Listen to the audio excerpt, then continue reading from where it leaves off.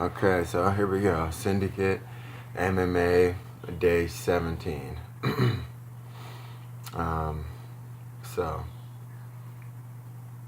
I went early to Muay Thai with Chaz Mulkey, the head Muay Thai coach, and it's him and another guy named Walker, who I think I met him. I met him briefly, but so that's the majority of the coaches, like Walker, Capital, Chaz. John Wood is the head coach. Tom Lawler. Then there's a strength and conditioning guy. He's real big. I haven't met him yet, but and then there's another Muay Thai guy as well. I'm pretty sure. And I'm sure there's more coaches too. I'm not there at night, so there's probably different guys. Oh, and Casey. So I did Muay Thai at 9 because I thought I had to go to work at 11. But she, my boss called me and said, she texted me and said I didn't have to work. So I'm going to end up going to jiu-jitsu tonight because I just signed up for the tournament in Las Vegas.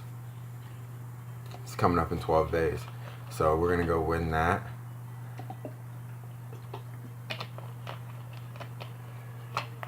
And, that's what we'll do. Middleweight, white belt division for the IBJJF. I believe, I'm not sure if that's right, but in Las Vegas. So Muay Thai, Chaz Mulkey, he shows, he's like, we warm up with the jump rope, and then we pick partners, and we just go back and forth. One punch, one kick, partner goes. One punch, one kick, and you alternate sides. Just a basic warm-up drill. But you can't skip the basics, okay? All of my striking was really developed in the Reed Academy. Charles Reed in the Reed Academy, which is back where I'm from, and it was a Jeet Kune Do school, but it's mostly all, there's a ton of Muay Thai in there, and my coach, it's just, it is what Jeet Kune Do is simply to simplify, so what are we doing? We're kickboxing, striking with the elbows and knees. That's what Muay Thai is.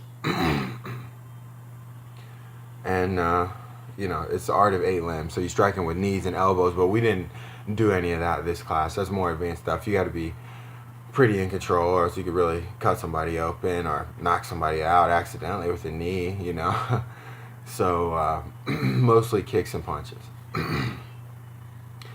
And so we worked the 1-and-1 combination, and then we worked jab, cross,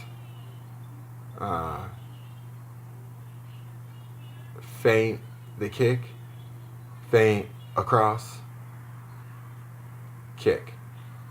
So jab, cross, feint, kick. All right, and it twists your body in, and it's like 1, 2, and then I'm gonna twist my body in. I'm gonna fake like I'm throwing across, or you could even throw it and then throw the kick. Muay Thai is in this square. It's a very square, striking, very square striking, which is good. Don Cerrone and all these guys, they're really good at Muay Thai, and Mauricio Shogun. This is like real great combat Muay Thai, that is very effective in the UFC because guys aren't at that level of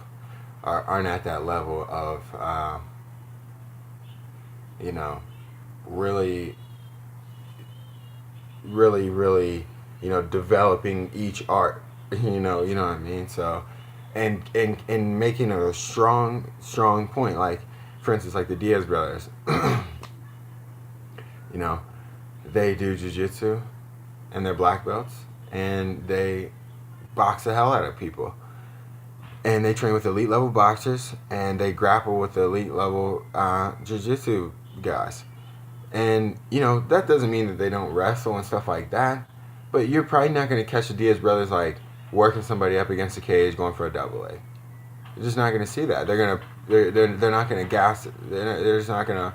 That's just not really them. I mean, but they've managed to develop two things so well so that guys don't even really want to take them down, one.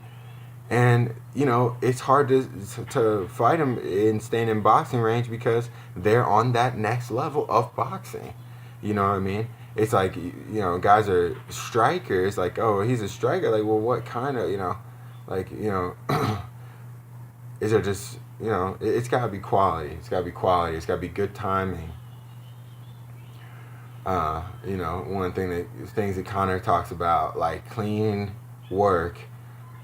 So, you know, we're not throwing, you know, just because, like, we're throwing to make contact and be precise and be on time and to move in and strike and move out swiftly, to take as least punishment as possible, to create as many angles and be able to get our game and get our rhythm, you know what I mean? And not allow the other person to have any momentum at all, which is the same on all these arts. Is like, you want to play your game and you don't want to allow them to play their game at all, you know. You don't want them to feel comfortable at all, and the best way to do that is to really put it on them at a pace with your game to where they just, you know, they will eventually. They just can't, you know. It might not be the first, second, third, fourth, fifth shot, you know, but eventually they, you know, one connects, you know, right on time and sucks the wind out of them. You dig into a leg and it takes the mobility away, you know, and you know, or, you know, you have enough exchanges and then all of a sudden, you know, you notice that they're gasping for air and their technique is starting to slack and starting to suffer, and then that's when, you know, that's when the true art is shown. And same in, like I said, every art. You're gonna grapple and you're gonna wrestle guys, and you're gonna keep center, and you're gonna, you know, keep moving, and, you know, keep the head start, and, you know, don't let them get any grips, don't let them get any type of momentum, and then eventually their confidence will fade, and you will start to dominate. So, those were, that's what we did. We did this. Another technique was, so it's jab, you know, jab kick, alternate, jab kick, both sides. And then it's jab cross, feint the, jab cross, feint the kick, throw the cross, throw the kick, you know. And then, you know, there was, let's see what another one was.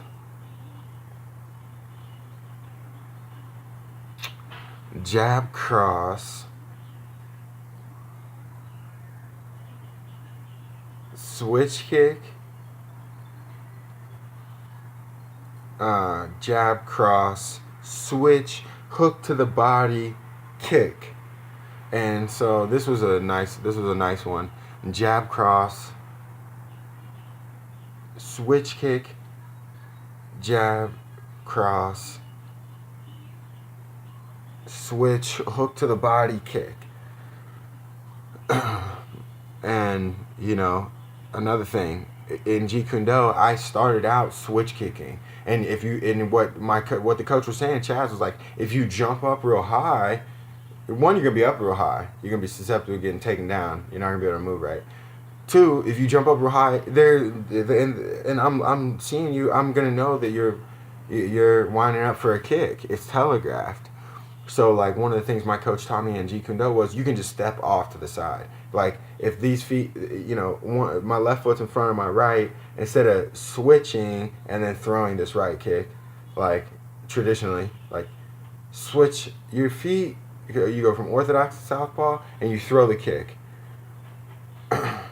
So, that's a traditional switch kick. My coach was like, step off to the side and just throw the kick. You know what I mean?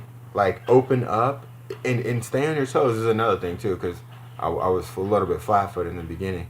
Get on your toes. The coach, he's great. He notices the technique very well. The coach, the level of coaching at this gym is like something I have never seen, and really in Las Vegas, I went to Drysdale's for a little bit, and that level of coaching over there is like I've never seen. It's top level. It's top level. And then we sparred. I landed a nice head kick. And it's still controlled, pulled it back. And moving around. At one point in time, I dropped my hands, told me to keep my hands up.